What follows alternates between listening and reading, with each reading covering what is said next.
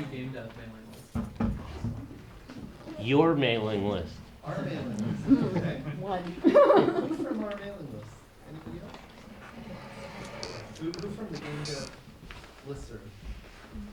That leaves almost all of you. Flyers. Flyers? Like media, culture, communication. Okay. Another list. Anybody else? Market research? I tweeted the shit out of it, so. Who from Twitter? Facebook? Cool. Pretty mysterious too. Oh, but please, should we pass this around physically for people? Yeah? Yeah. If anybody isn't on our list and you want to be sure of not going on the magic of Facebook, email me. So yeah, this is the first lecture of this year's Creative Activism lecture series. Thanks for coming. And this started a couple of years ago. The first lecture ever was September 22nd, 2011. Happened to be 5 days after Occupy Wall Street started. And it happened that the theme of that year was revolution, just by chance. I mean, it was kind of what I was interested in, bringing in people to talk about that. And the first speaker on September 22nd was Ivan Marovich, who was one of the leaders of the Otpor, the group that in Serbia 2000 kind of helped overthrow Milosevic, the dictator of Serbia. So right after the lecture, we went down to Occupy Wall Street, and he addressed the crowd, and it was very scenic. And we had several other people from the Weather Underground and so on. The theme for that year was revolution. And last year was sort of more generally activism and labor organizing. And this year, I think it seems to be about integrating activism into daily life for some reason. And I think this one is self-explanatory. Next week we have, I think we have somebody coming to talk about social media and using that and how they do it in Canada. We'll find out. We'll email you if it is definitely happening. We also have a panel on journalism and activism.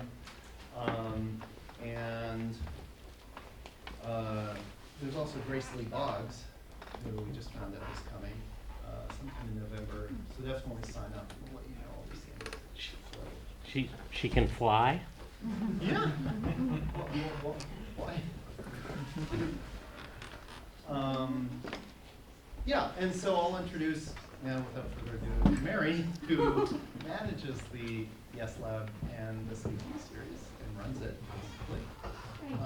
Introduce our speaker. Right, so, hey guys, today is the first of the series, just like Andy said, and we are super excited to have Portwood-Stacer here, who is currently a visiting assistant professor at MCC, Steinhardt's Media, Culture, and Communication program.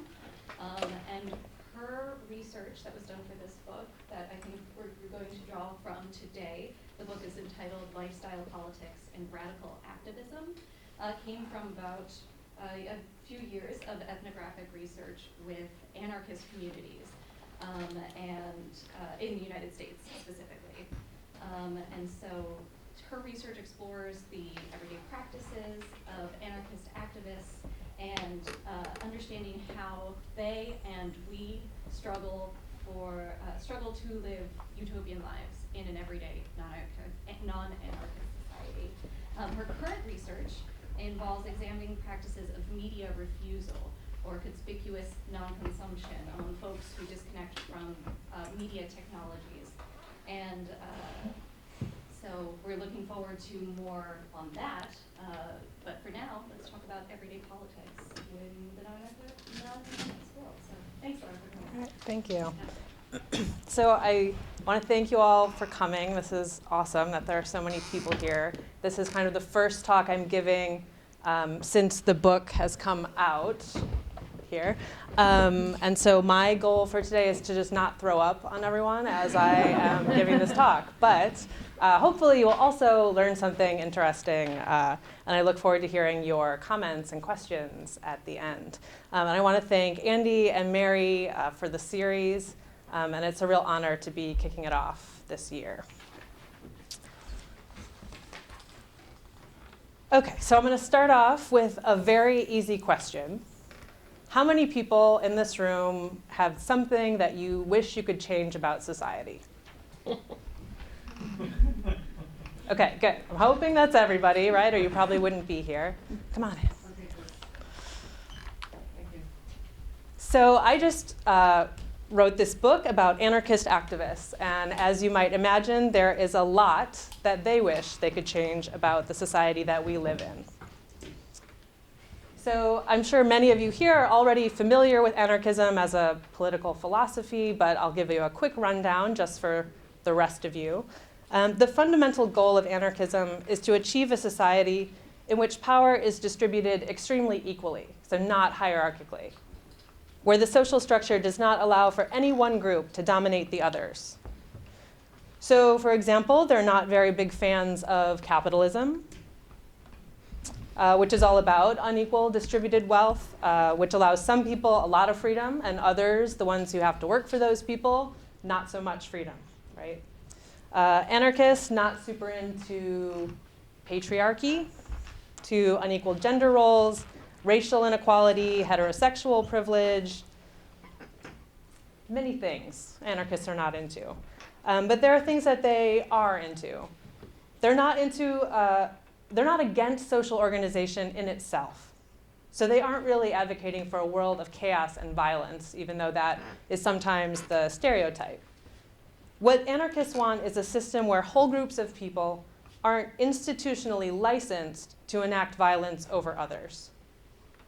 So say where the state is allowed to use justifiable force through the military and the police, but where citizens don't have that authority. So an ideal anarchist society would be one where all people have real freedom to determine what their lives look like and where they get a real say in what happens to them. So there's a lot that anarchists wish they could change. And we could certainly talk about how they organize to try to achieve that change. But that's actually not exactly what I'm going to talk about today. What I'm going to talk about is how anarchists try to conduct their lives in the most anarchistic ways they can, in the meantime before society undergoes that radical change, or in the event that this radical restructuring never takes place. So this phenomenon of trying to live one's life in the most anarchistic way possible is called, it has a name within anarchist communities, and it's called lifestyle activism or lifestyle anarchism, or sometimes this is shortened just to lifestyleism. So that's what I'm going to be talking about today. I'm going to start by explaining where I'm coming from as a scholar, and then I'll tell you a couple stories to give you an idea of what I'm talking about here. And then I'm going to zoom out and explain why lifestyle is a concept that matters to anarchists and to cultural critics like myself, like many of us in this room, and at this particular historical moment, why it's important right now. And then I'm going to try to tie it up with some thoughts on what it all means and how activists might think about their own projects based on what I've found. So I saw a great talk by a scholar named Jonathan Stern last spring. Many of you may have seen it too. And he had these two great things that he did in his talk. One, he told everyone what the second to last slide was going to be so that they could know to wake up and get ready for the Q&A. So when I get to the slide about historical context, you'll know that we're almost wrapping up. And then also he had people from the audience read his quotes so that he didn't just read them off the slides.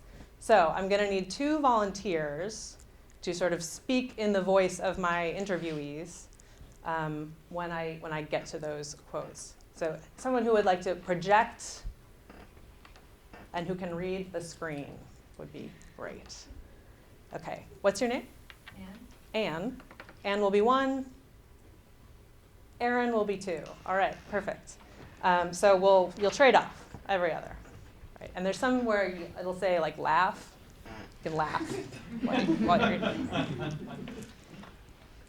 Okay. So I do my research in a field known as cultural studies. So what does it mean to study culture? I think of culture in two senses. The first is culture as a whole way of life. What are people doing on an everyday basis? How do they think about themselves, and what kind of life stories do they have? What kinds of relationships and communities do they form? And the second sense of the word culture is a set of meanings that a particular group assigns to the things they do and the things they encounter out in the world. So in this sense, culture is not just about what people are doing on an everyday basis, but it's also the stories they tell about those practices to themselves. It's the how and the why of their ways of living. So that's what I've tried to do with this research, is to see what anarchists are up to in their everyday lives and what kinds of meanings they assign to those activities, what purposes those practices serve, and all the contextual factors that might affect how and why anarchists do what they do. I'm also interested in how the practices and stories of a group like anarchists connect up to larger trends in mainstream culture, the kinds of broad conditions that we all find ourselves trying to deal with and live within, even if we are not ourselves anarchists. So the way I tried to get to those answers, to answer these questions, was to basically immerse myself in the world of contemporary anarchists in the US. So I would be able to see these practices firsthand and also be exposed to all those stories that anarchists are telling themselves about why they do certain things. So some researchers who do this kind of work actually go and live in close proximity to the culture they're studying, but anarchists live everywhere in the United States. So this wasn't really an issue for me. I lived in Los Angeles and there were plenty there to talk to. I didn't move into an anarchist squat. What I was interested in was the stories and the meaning. So I immersed myself in the discursive world of the anarchist movement.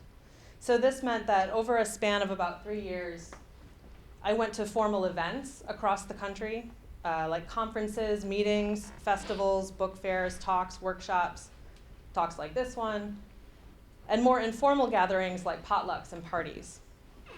I spent a lot of time in the online world of anarchism, on message boards, email listservs, blogs, and social media. And in the print world, reading zines and books that I got from anarchist book fairs and info shops and anarchist publishers. And finally, I conducted about 40 formal interviews with individuals who are involved in anarchist activism across the US. So many of them were in Los Angeles and others were distributed around the country.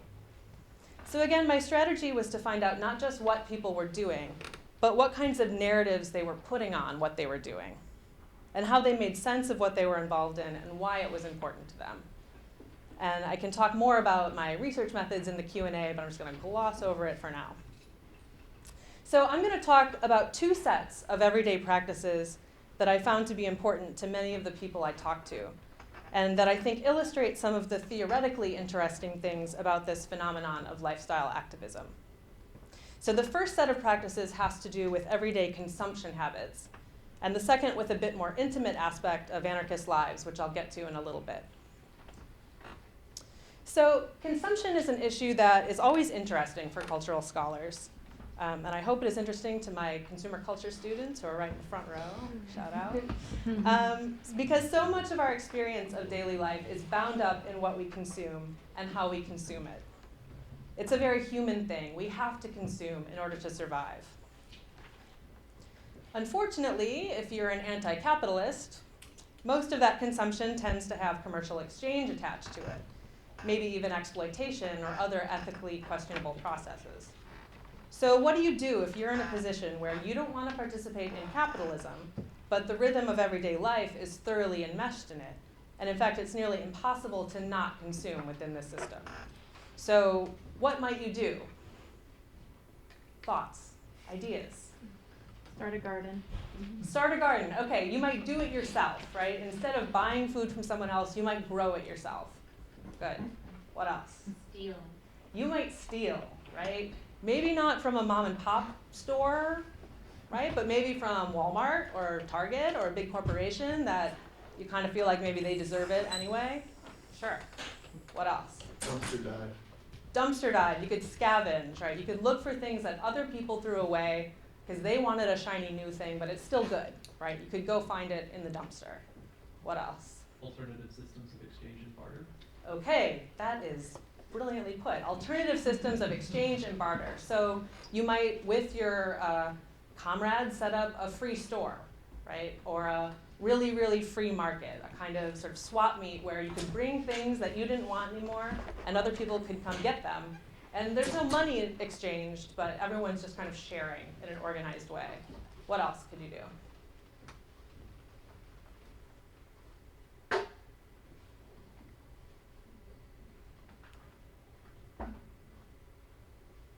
My students know I'm the queen of just waiting until people come up with the answer. Make your own stuff. Okay, so you could not only grow your own food, you could make your own things. Not consume. Not consume, absolutely. You could reduce your consumption levels, right? It's arguable that we kind of consume at rates higher than we need to survive, right? So you could cut out some things. This is called voluntary poverty among anarchists sometimes. This idea of giving up things that you don't really need. Sometimes that could include things that other people might think you do need, like shampoo or deodorant. You might think, well, that's, the hygiene industry trying to sell me that stuff. I'm not going to do it. What else?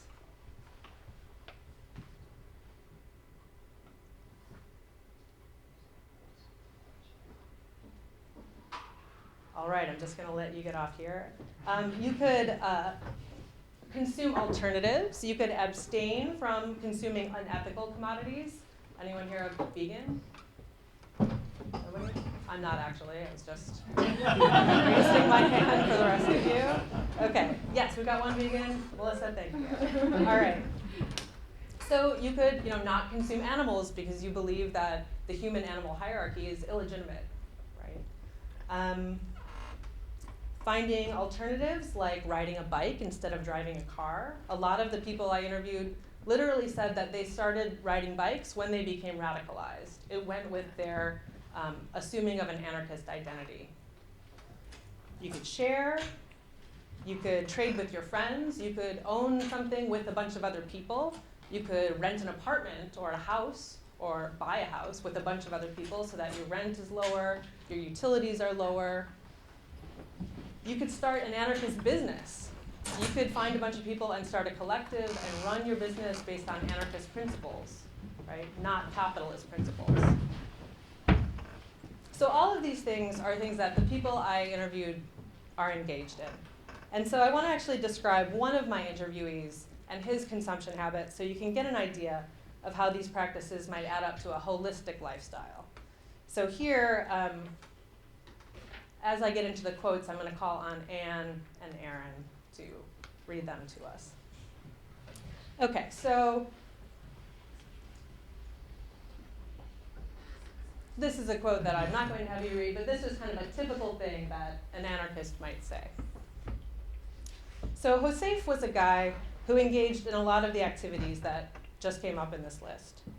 He referred to himself as an anarchist Los Angeles pirate because he chose not to have a car, and his housing situation was transient. He didn't have a stable place to live. And that was by his own choosing. And you can imagine, I don't know how many of you have been to Los Angeles, it's not that easy to get around without a car, right? He was very committed to only riding a bike, and he would ride back and forth from South LA to East LA to Silver Lake to downtown, wherever he needed to go on a bicycle. He was vegan, meaning he didn't eat meat and dairy. And this was for him not so much about a puristic aversion to eating meat. It was about the industrialized farming industry that exploited, dairy cows. So he said, if I had a cow, I would worship it and I would eat its cheese, right? And it would be awesome. But I live in LA. I can't have a cow. I'm not going to participate in this meat industry.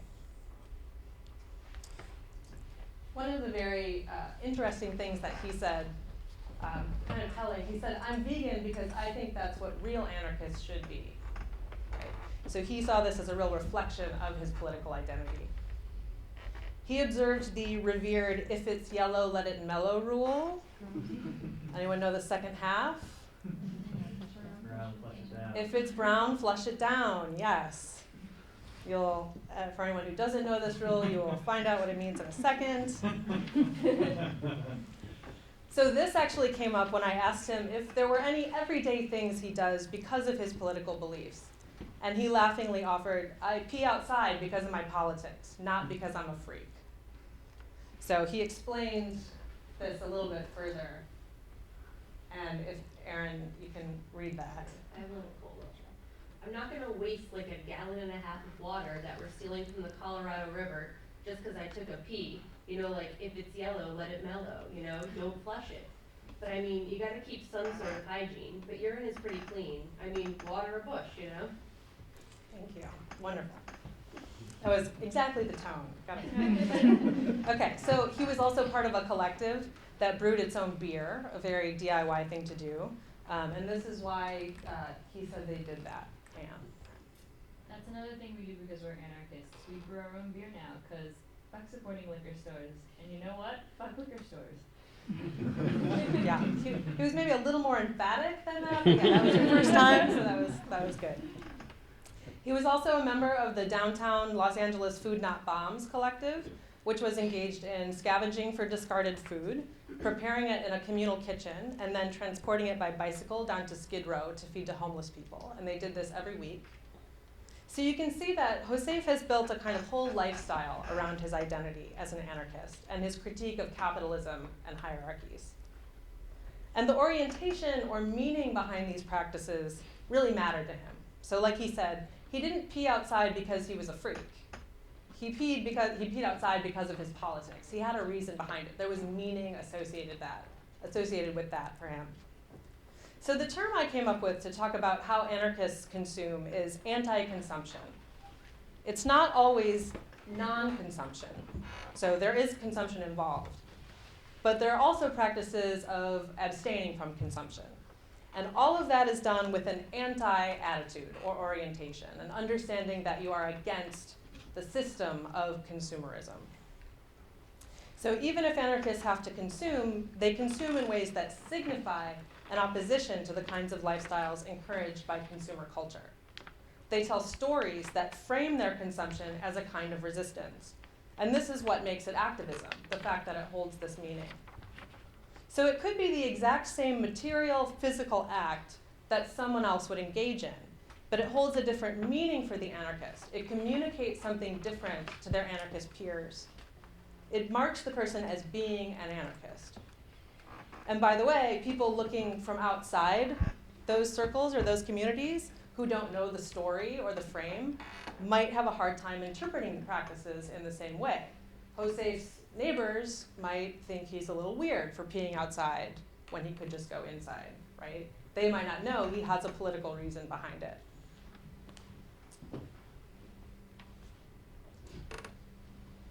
I'm going to talk about another example that I think really gets at this idea that stories and meaning are central to creating an anarchist way of life, even in situations where the material practices may be constrained in some way.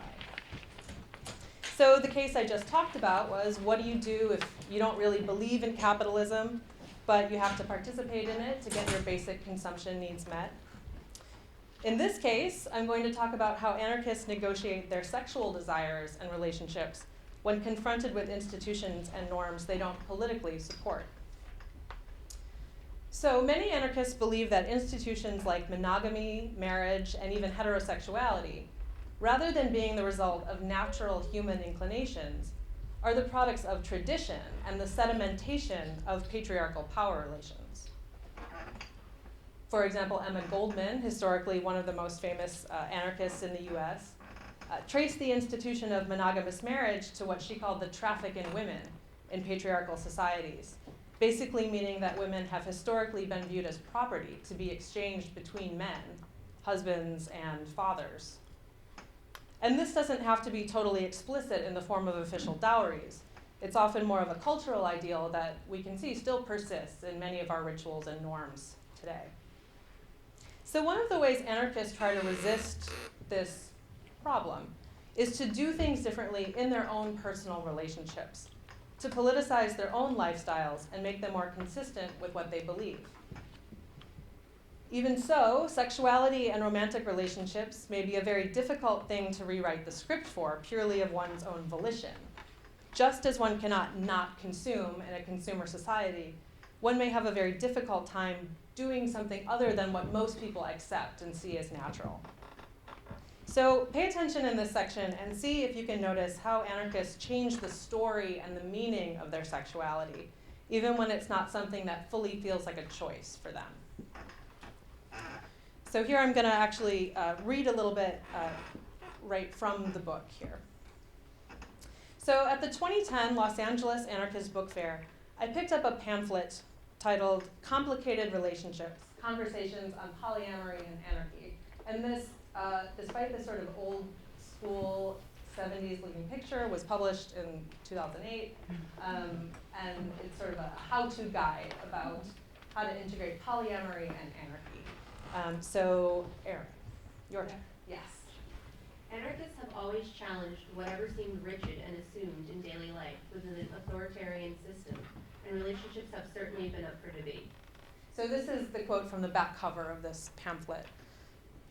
So as described in the pamphlet, one of the rigid and assumed aspects of daily life debated by anarchists is participation in institutionalized monogamy. Polyamory, as used by contemporary practitioners, describes a romantic or sexual relationship in which partners have an open and conscious agreement not to be romantically or sexually exclusive. In other words, sex and romantic attachments are permissible outside the couple. It may even be that the individuals involved do not think of themselves as a couple at all, but are involved in a triad or other larger group, perhaps a group of like 12. Right. So in some cases, a couple may be primary partners with each other, but sleep with other individuals who are known as secondary partners. In other cases, an individual may have sex with several people without considering oneself to be in a committed relationship with any of them. An essential element of polyamory is the awareness and consent of all involved. Polyamorists are very clear on the point that polyamory is not cheating or infidelity or adultery, which would imply deception and violation of the terms of an exclusive partnership. So this is why polyamory is sometimes also referred to as ethical non-monogamy. Polyamory came up frequently during my interviews. When prompted by me to talk about their dating practices, interviewees commonly brought up polyamory, taking it as a given element of anarchist lifestyle politics, whether or not they practiced it themselves. Interviewees found it salient to specify whether they were or were not monogamous without me explicitly asking for this piece of information. So they seemed to take it for granted that it was generally accepted that polyamory was part of anarchist practice. Importantly, non-monogamy is often approached as an identity or orientation, rather than a straightforward description of actual sexual practice. So, Anne. Polyamory can be used as a descriptive term by people who are open to more than one relationship, even if they are not currently involved in more than one. Okay, so this is again from that pamphlet. So a relationship may be characterized as polyamorous, even if in practice, the individuals never have sex outside the partnership. In these cases, the understanding and intent of the partners is that sex outside the relationship is permitted, but it might not ever actually happen. So for example, an interviewee named Joel had a relationship with his long-term partner, and for a time he said it was technically monogamous in practice, insofar as neither of them had sex with anyone else but each other. But, he said, We always identified ourselves as open because it was like, we understand that that's a good thing to do. so they identified themselves as an open partnership, even though they didn't really act on that. By the same token, an individual may identify as polyamorous even if they are not currently involved in any sexual relationship. So just as one can identify as gay or straight even when one is not actually sleeping with somebody, the identity polyamorist indicates an individual's stable preference or need or ideological commitment to become involved in polyamorous relationships. And anarchists actually do a similar thing with heterosexuality, which is also very interesting, but you will have to read the book to find out about that because we don't have time to talk about it. But so what happens when you identify as an anarchist and you believe in anarchism, and maybe in theory you're all for ethical non-monogamy, but you find that it's very hard to get over jealousy or the normative narrative for romance that you grew up with and which surrounds you everywhere in popular culture. So what happens is individuals feel this very strong sense of responsibility and anxiety when their utopian ideals end up conflicting with the dominant ideologies and practices they've been used to and are pressured into. And this was a real issue for many of the people I spoke with. One interviewee told me, and Anne? I wish I was polyamorous. I wish I could psychologically cope with polyamory. But I probably couldn't, so instead I'm a very reluctant monogamist. Okay, good, excellent, that was well done. So some people told me that they felt judged if they didn't desire polyamorous relationships, that other activists might think they weren't good anarchists. So they would pressure themselves to adapt or consent to non-monogamous arrangements, even if they, didn't feel they could psychologically cope with it. So Leo, who said this, continued. Ideologically, I thought polyamory was fine, but I was really trying to force the ideology on my reality. Some people want to be polyamorous, but they just can't cope with it, like on their own psychological level. But you can tell they suffer at it, and they're making everybody else suffer. And some people don't want it, but yet they're taking that position. All right. So an essay I read by an anarchist woman also claimed, and you're on. Because of the views towards non-polyamorous relationships, I've seen many unwilling women sleep with other men in order to prove that they are not old-fashioned, but that they are in fact new, liberated women. So this kind of gets at the dimension of gender here, actually points to a larger problem with lifestyle politics, which is that some people think that the practices of lifestyle activism may disproportionately appeal to those who already enjoy privilege in the dominant system, i.e. men in this case. So I'm not going to get into that here, but this is an issue that is central to debates over lifestyleism within anarchist communities, and there is, again, a lot more about it in the book. So we just saw, these people who are struggling with these practices, these ideals, and what they actually feel comfortable at a personal level doing. So a big question here is why? Why are anarchists so invested in trying to change their individual lifestyles? Why not try to change marriage laws so that they're not as patriarchal? Why not lobby dairy companies to adopt more humane practices toward cows? Why does it actually matter so much that anarchists themselves change the way they live personally, so much so that they'll actually suffer and make others suffer in order to achieve the correct anarchist lifestyle? So I think we can begin to answer the why question by looking in two places. First, the ways in which lifestyle activism is consistent with foundational strategic principles of anarchism, and second, the broader cultural conditions in which today's anarchists find themselves. And I'll argue that both of these contexts make lifestyle activism seem like a reasonable course of action.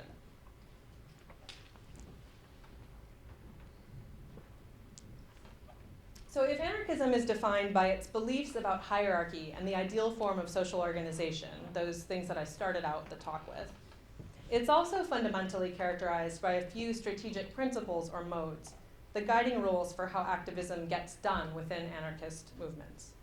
So the first of those is direct action. So direct action expresses the anarchist ideal that power should not solely reside in a centralized institution such as the state, which must be appealed to in order to effect change.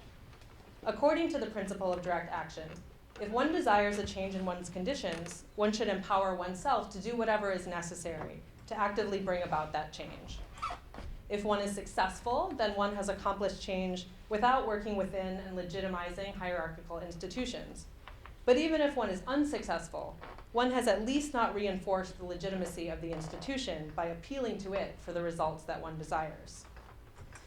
While direct action sometimes refers to acts of destruction undertaken in order to bring down an existing institution or event, it also refers to the coordination of efforts to establish new anarchist organizations and activities. A strike, in which workers attempt to seize and collectivize the means of production, is a classic example of direct action. But direct action can also refer to, for example, a group of anarchists who come together to provide baskets of food to needy people in a park each week, as anarchists all over the country have done for years. These people act because they see the operations of the liberal state and the free market neglecting to ensure that everyone in their community has enough to eat. Lifestyle practices can be understood as direct action because they attempt to materially change one's everyday experience without appealing to a central entity. When an individual attempts to put anarchist principles into action in one's everyday life, one acts on the assumption that one has the capacity to determine the shape of one's personal experience. One may be more or less successful at actually putting anarchist principles into effect. For example, one may try to live without participating in capitalist exchange relations, but one will probably have to engage with capitalism at some point in order to survive, given its dominance and pervasiveness in contemporary societies.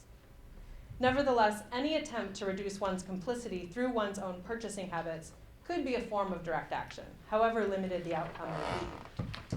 So the stakes may be low at each moment of action, but nearly every moment in one's life becomes an opportunity to directly enact the principles one believes in. So getting a meal out of a dumpster is not exactly as confrontational as going head-to-head with cops in the streets, but it's a moment when one confronts capitalism and decides to do otherwise than the system intended. The second strategic principle is propaganda by deed. Originally developed by European anarchists of the late 19th century, propaganda by deed was a concept referring to spectacular acts of insurrectionary violence, undertaken with the intent to rouse the masses to action.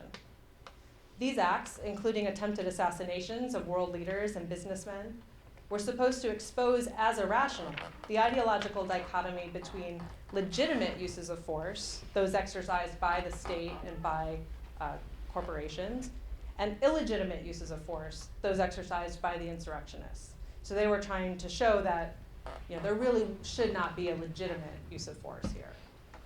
The idea was that where people were systematically oppressed by hierarchical institutions, they had a responsibility to rise up against their oppressors. So the fact that the concept of propaganda by deed might be applied to lifestyle practices owes to a historical shift in the meaning of the concept. And here I rely a lot on the work of Andy Cornell, who couldn't be here today but wrote this awesome dissertation about the history of anarchist activism in the 20th century. So if you can get into the NYU archives and get your hands on that, that's great. So he shows how the intense repression of anarchists by the state in the early 20th century stamped out activists' aims of inciting revolution through class warfare. Social theory also developed such that state and class oppression were no longer the only targets of anarchist critique.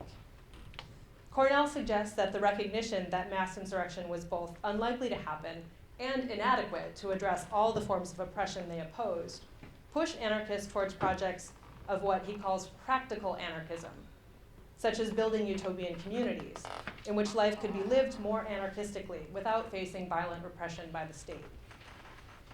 Practical projects such as utopian communities were thought to be useful because they would first serve as experimental incubators for anarchist lifestyles, and second, prove to outsiders that such ways of life were possible and desirable. Anarchists see the achievement of alternative anti-oppression lifestyles not just as an end in itself, but as a means toward expanding the public appeal of revolutionary projects. The term prefigurative politics is often used in reference to organizing structures and processes taken up by activist movements. So for example, the use of consensus decision-making within anarchist organizations is a way of prefiguring the kind of organization one might want out of one's government or democracy. But we can also apply this term of prefigurative politics to patterns of everyday life among members of those movements as well. The capacity for activist personal practices to communicate about the viability and appeal of anarchism is what makes lifestyle a potential tool of propaganda and prefiguration. And here we could go even further into theories of performativity and see anarchist lifestyles as sites at which to make trouble for normative systems of control. And again, I pursue this a bit more in the book, but I won't go into it too much here. So both of these strategic orientations, direct action and propaganda by deed, are directed at building a new world in the shell of the old. And this is a phrase that comes from the International Workers of the World, an anarchist labor organization founded in 1905 that is still around. Actually creating this new world seems more plausible when whole communities of people are shifting their ideals and practices away from the old world. And I'll give you an example using the sexuality case that I talked about before. I argue that anarchist scenes, as subcultural spaces in which activism and socializing are inseparable, do provide a sort of sphere of publicity in which alternative sexualities may be performed for others. Furthermore, subcultures in which particular performances are contextualized within a discourse of politicized sexuality just might offer the kind of link between individual performances and collective affect and agency that queer theorists call for. Resistant sexual practices are positioned by anarchists not as random, totally personal choices, but as recognizable expressions of anarchist politics. As certain practices are consistently valued and promoted within anarchist scenes and discourses, they take on a collective character. So take the way that sexuality is performed within the anarchist community in Washington, D.C. According to several of my interviewees who lived there, polyamory was part of a normal sexuality for D.C. anarchists. Such normalization had come about as the groundbreaking performances of certain individuals were taken up by others within the scene. So Joel observed, I don't remember whose turn it is. What happens is that it enters the sexual vocabulary of people, I think. It enters the sexual vocabulary through someone else. Like someone has the idea, oh, we could have open relationships, let's think about this. So Joel went on to talk about one well-known and well-liked couple in the DC anarchist community who had an open relationship, which he felt paved the way for others to try it out and practice. As he put it, a lot of people fell into that. If they can do it, maybe we can do it. So as more people fall into the practice of polyamory, it becomes all the more visible and even commonplace within the social spaces of the scene. So for example, anarchists in DC tend to live together in communal housing arrangements, and their group houses become gathering places for members of the local anarchist community, as well as visiting travelers. People thus have opportunities to witness others' lifestyle practices that might otherwise remain sequestered in domestic spaces. Even the most intimate expressions of sexuality are on display, in a way, for others to observe and emulate. Everyone can see, and probably hear, how many people one is seeing, how many people one's bringing home on a regular basis, who disappears with whom into their bedroom. So in the context of the dominant culture, where sexuality, especially alternative resistant forms of sexuality, is often encouraged to remain hidden, these semi-public alternative spaces create the feeling that it's perfectly acceptable, even normal, to be openly queer, polyamorous, and so on. Certain practices are normalized more so in some settings than in others. Polyamory, for example, was matter-of-factly accepted as a normal relationship structure by interviewees from Washington, D.C. But interviewees from other places demonstrated an awareness of polyamory as a typical anarchist lifestyle practice, but were less likely to have practiced it themselves. For them, it was not so important as a marker of their anarchist identity. So Gabby was a woman who had spent several years in the anarchist scene in DC, but at the time of our interview, she was living in East Los Angeles, where she had grown up. She explained that in DC, polyamory is the main relationship type that everybody's in, and the refusal of monogamy is taken for granted. Whereas in Los Angeles, Gabby felt that she was more likely to be met with opposition if she proposed having an open relationship with a potential partner. Gabby speculated that one reason for this was the stronger tendency toward what she called macho-ness among the men in the LA anarchist scene, who would feel threatened if their female partners were not exclusive. So this difference between the two subcultural environments points to one of the important factors in the capacity for performative resistance to be effective. A resistant performance must resonate with existing discursive, cultural, and personal values, or it will not even make sense as a good thing to do, to invoke what Joel said above. So it also highlights that while sexuality, like other lifestyle practices, may be an individual practice, it is not a solitary one.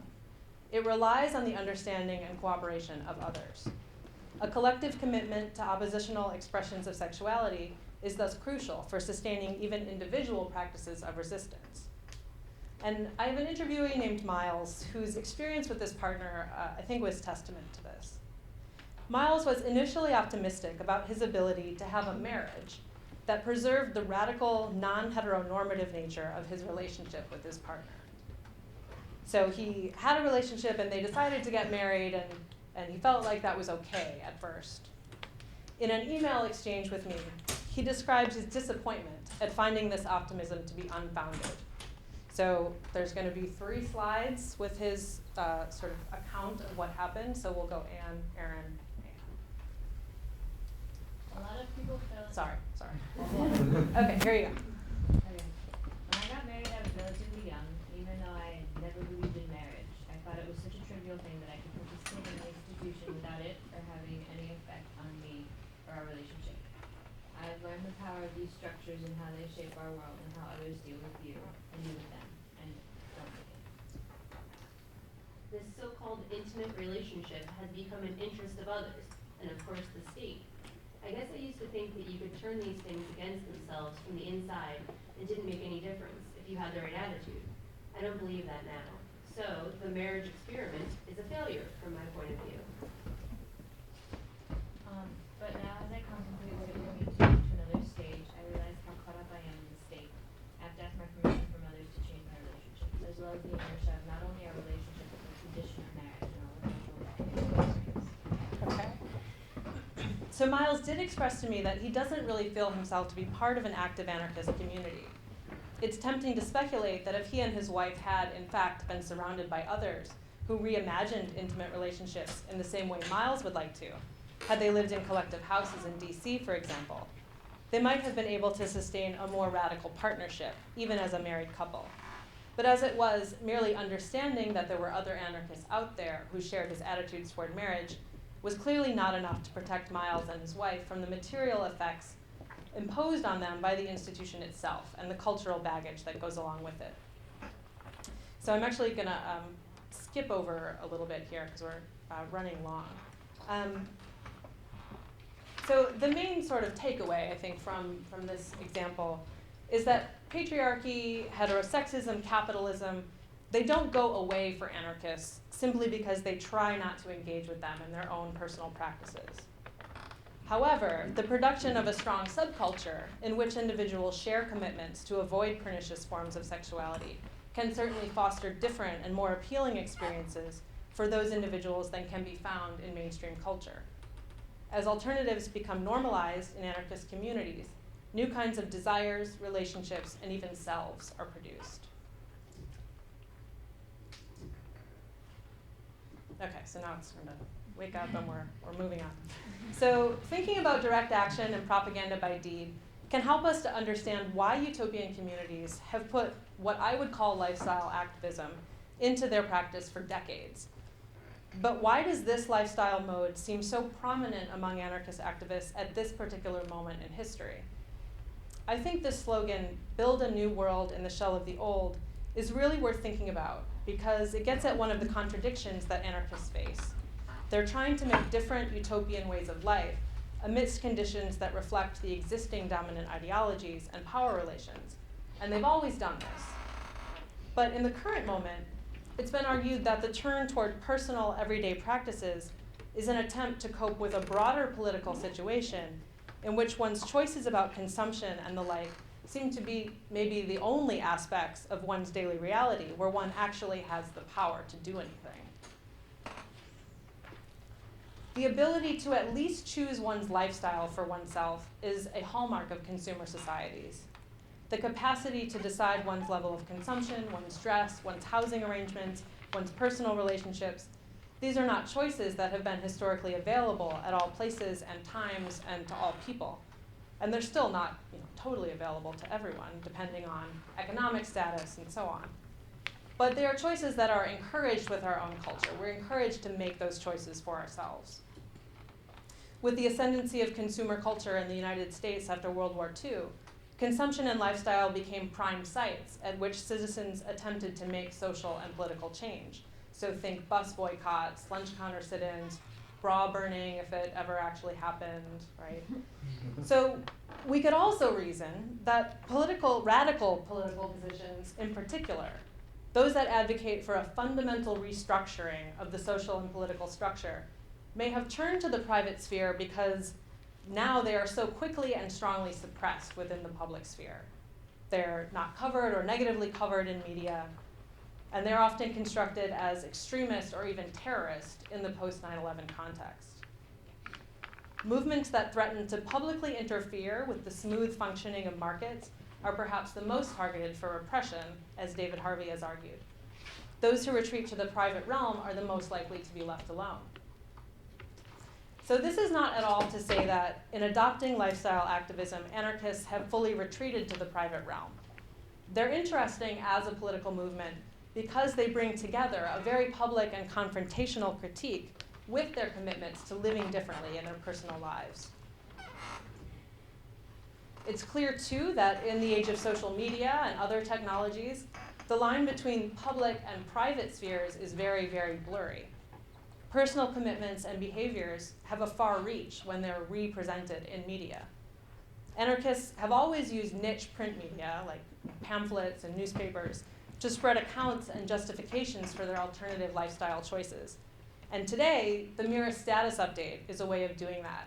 So my Facebook feed, for example, is full of people sort of talking about what they do as anarchists in their daily lives, and in theory, sort of sharing that and propagandizing for it with their followers, their friends. So this is all to say that lifestyle activism makes a certain kind of sense in the overall atmosphere of neoliberalism and postmodern media culture. As you might imagine, there are certainly anarchists who are critical of lifestyle activism because they see it, perhaps correctly, as not all that distinct from the kinds of alternative lifestyles that fit quite well within the landscape of niche markets and marginal subcultures. Lifestyle activism is a controversial topic within anarchist communities, and there is certainly disagreement about its effectiveness, particularly in relation to the conditions of neoliberalism and consumer culture. But one of my arguments in this book and in this talk is that just because something looks formally similar to some trends within dominant consumer culture doesn't mean it holds the same meaning to its practitioners or has the same outcomes. On the other hand, if part of the point is to serve as propaganda for radical alternatives, the propaganda doesn't work all that well if it's unreadable as a substantive alternative to outside observers. And this is certainly not the only conflict around lifestyle anarchism within anarchist communities, and I'm happy to talk more about that in Q&A. So the takeaway. The big question for me is not really why anarchist activists engage in lifestyleism. It was the big question for me, but then I spent 6 years writing this book, and I think I know the answer now, and hopefully you kind of have an idea. But the bigger question, and one that I don't claim to have an answer to, is what the broad effects of lifestyle activism are, and whether this is a set of tactics worth hanging on to. And this is probably something activists need to answer for themselves. The micro-level effects we can see. Alternative ways of living may actually be more pleasurable than what the mainstream offers. Lifestyle activism gives individuals a sense of purpose in their lives. It can lend a sense of empowerment amidst conditions where one is not empowered to affect very much. It brings people together in communities of shared culture and practice. Of course, it can also divide them from each other when they don't agree on the proper practices or the intended meaning is misinterpreted. And it can introduce anxiety and an overwhelming sense of responsibility when people find themselves torn between the new world and the shell of the old. The effects of lifestyle activism at the macro level are less clear and would indeed be less straightforward to research. I could not count them on my fingers. But my takeaway, and what I hope you'll leave here with, is a renewed appreciation for the importance of meaning in activist practice. Meaning is something that is actively created around cultural practices and sustained through subcultural networks. It's something that can shift depending on where the practice is done, who's doing it, and perhaps most importantly of all, who's watching. Meaning is an interesting thing for scholars like myself to look at, but more than that, it's crucial for activists who want to build a new, meaningful world in the shell of the old. That's it.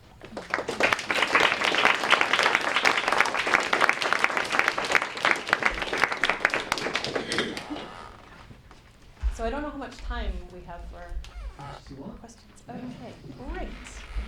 One question first of the audience. How many of you are affiliated with NYU? Great. How many of those are students? Okay, thanks. Yes. So you talk a lot about how lifestylism produces meaning within an anarchist community, but did you study at all how it produces meaning to people outside the anarchist community who are engaging with it? Yes, okay, so the answer to that is not really, right? That would be kind of I would have a different research site in that way to see how this meaning travels from activists who actually engage in these practices and how outside observers interpret them. I think anecdotally, we can see that often the meaning doesn't translate, right? Anarchists might be seen as kind of weirdos. This is why they're sort of easy to paint as terrorists or extremists, because the reasons why they may be involved in these things are not clear. And the media landscape is not very friendly to those interpretations. It's not giving them the platform to make those meanings clear. So I think that is an excellent factor to consider in whether these tactics should be retained, but I didn't personally study them. You mentioned that one of the issues that comes up with polyamory is that it may be the case that more privileged individuals can benefit from it more. I'm wondering if you discovered any couples finding a way to mitigate against that, like if they're a male-female couple where only the female is allowed to be polyamorous, anything like that, so that trying to develop a way to practice polyamory that was more subversive of patriarchy. That's not coming to mind, but that would be an interesting way to do that. Absolutely. I don't think I encountered that. I think I encountered, at least one woman who really felt like there was nothing feminist about polyamory at all. She was like, that is just an excuse for guys to be players. At the same time, I think anarchist communities have a strong sense of accountability. So, and this happens in a lot of activist communities where you get called out on your shit pretty readily if you're seen to be kind of violating community principles. And so in a lot of communities, I heard about guys getting called out for sort of being players or exploiting the principle of polyamory in order to just have a lot of partners. Yeah.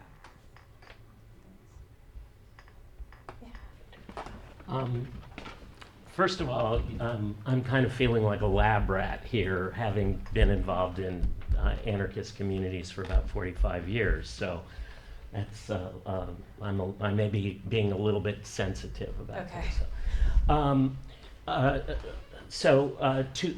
One point and one question. First of all, I have never. I only heard you once use the word ethics. Okay. And in many ways, I think what you are seeing here is really a form of ethics. Mm-hmm. It's people doing what they believe is right. Absolutely. And related to that, the idea of what other people think of people following their ethics is of much subordinate meaning. So the whole idea of trying to get meaning from some of these things may be looking at a secondary thing rather than a primary thing. Okay? Yeah. Is that okay? Yeah, so I think you're right, and I think this kind of gets to I don't know your name, but Ben's initial question of there's two layers of meaning here. There's the meaning that it holds to the people who are engaged in these practices, right? And that is super significant, right? But there's also the meaning that it might hold as a way to have these practices go beyond the internal community and actually serve as a mode of propaganda. And I don't use propaganda in a negative sense, but in a way of promoting values and trying to make them spread. And I think that's where it's not for me to say, but I think that's where activists are often trying to consider, are we alienating people by doing these things that give us pleasure or that we find to be ethically right? And a lot of the people that I talked to were sort of negotiating these practices. And sometimes in their own communities, they would identify as polyamorous when they were, working with youth and working in schools. They weren't so much highlighting that, right? They were kind of trying to be almost more mainstream. And so in order to kind of get the meaning across without that miscommunication. Okay, so the kind of the second part of this is, and I'll form it in a question. Up until the 1980s, the kind of frames one uses or classifications one used for anarchists was anarcho-individualist, anarcho-syndicalist, or anarcho-communist. Individualists were framed as lifestyle kind of choices. The other two were framed as trying to negotiate the role of an individual's freedom with the group. We don't use those terms so much anymore, but most people are kind of, in the anarchist communities, are kind of descendants of what we framed as anarcho-communists. Right.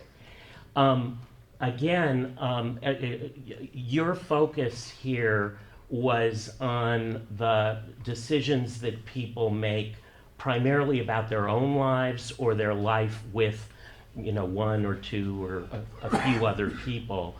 Have you considered how they negotiate things with groups of people? I mean, you did mention consensus, but how something like trying to work with others as a collective is a primary kind. It's a personal thing as well as a group thing.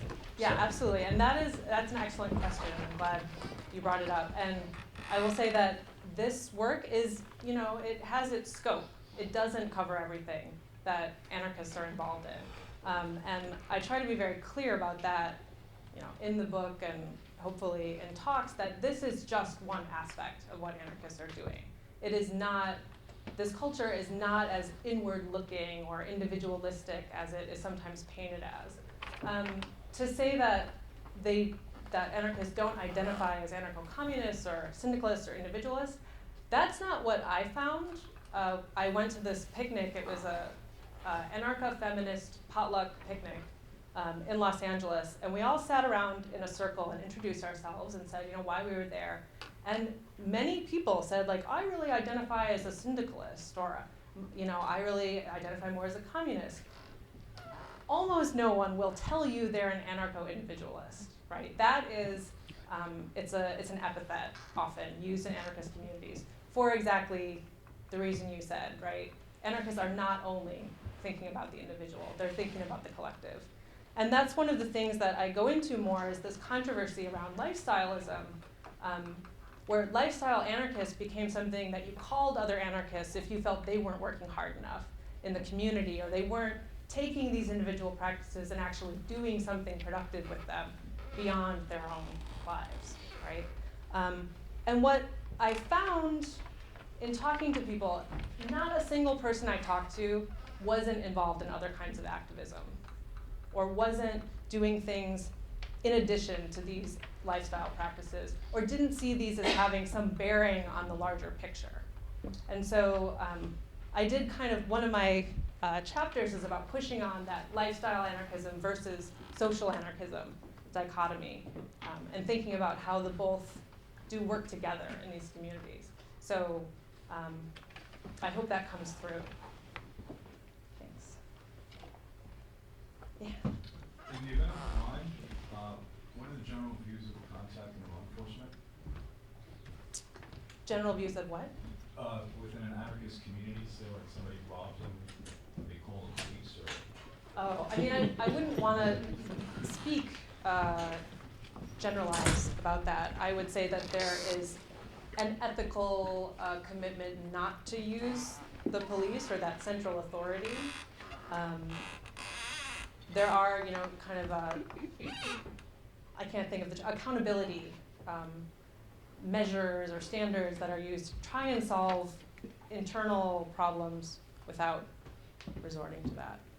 I think that's another example of trying to, have the ethics inform the way one actually behaves, right? You don't say you hate the cops and then call the cops when somebody, robs you.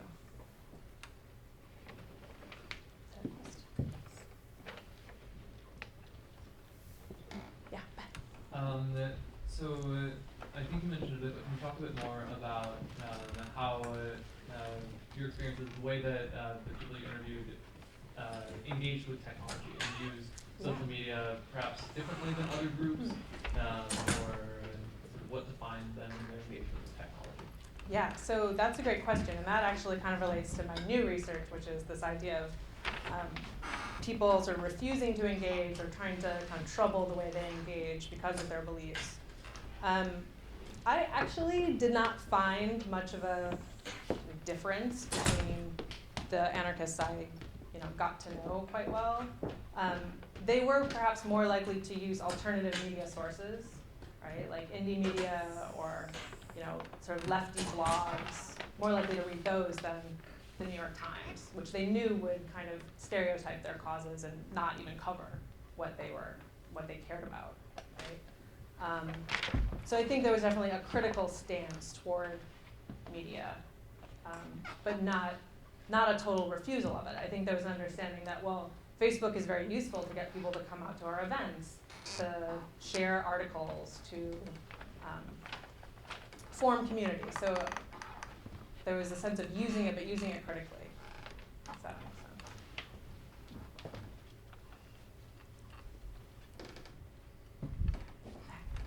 Did it, you don't have to answer this obviously, but did it affect your lifestyle at all? That's a good question. It's a personal question. That's good.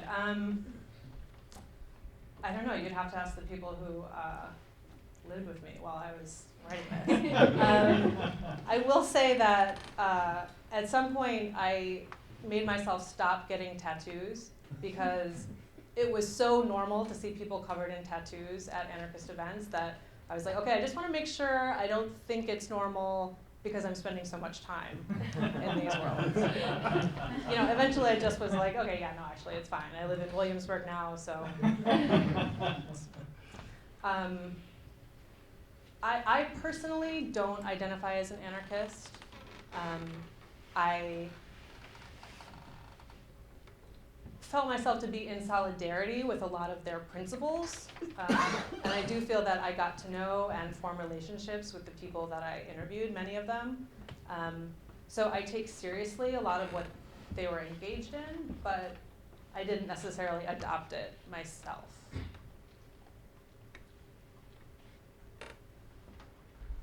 All the way in the back.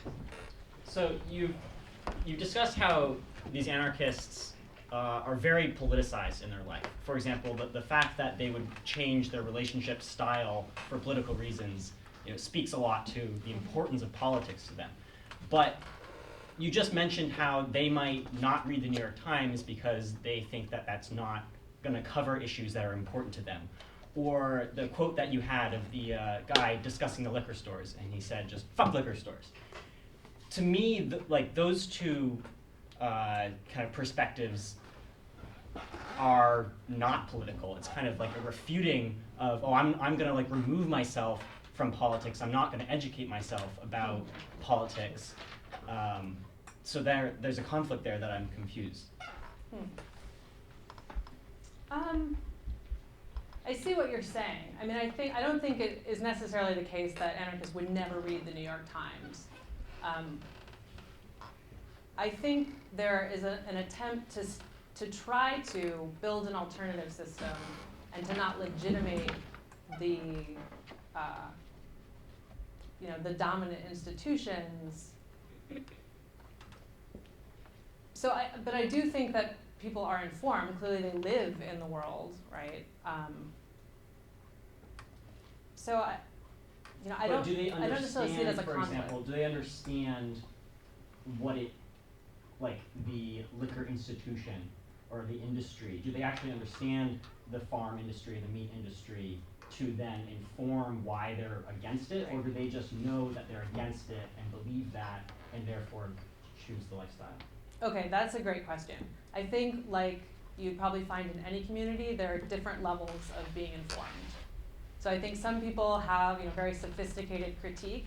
Other people pick up the habits from their communities and from their friends and know, like, oh, it's the thing to do to ride a bike. Maybe they don't have a very, you know, broad knowledge or deep knowledge of the oil industry and why they might, you know, really object to driving a car. But so yeah, I think there's different levels of informedness and depth of critique. But I think that the practice could speak for itself whether the person doing it has the intent that we might expect or want. Okay, I just wonder then, like, how political is it? If you're doing things and you're not understanding why you're doing them, are you actually engaging in political behavior, or are you following herd mentality? And I think that's like an excellent kind of open question. Right? Bryce, did you have a? I guess I had a question about the way that you brought up sexual politics, the examples that you gave of what people were saying were very individualistic, right? You were talking about those were points when you were talking about individualistic politics, and when you talked about kind of the macro system that those individual actions were rebelling against, you said, you know, you identified patriarchy maybe. There was a few other things. I'm just wondering, is resistance only seen, is sexual resistance that is sexual in some way, or resisting sexuality? Is sexual resistance only individualistic in what you saw? And yeah, that's the question. Sorry. Yeah. So I mean, I think that's a great question, and I think that is kind of that open question of the macro level effects. Can something as private and individual as the number of people you sleep with alter, you know, huge, powerful systems like patriarchy and heteronormativity? That, I think, is kind of a philosophical question, and I think you know, queer theorists might assert that it could.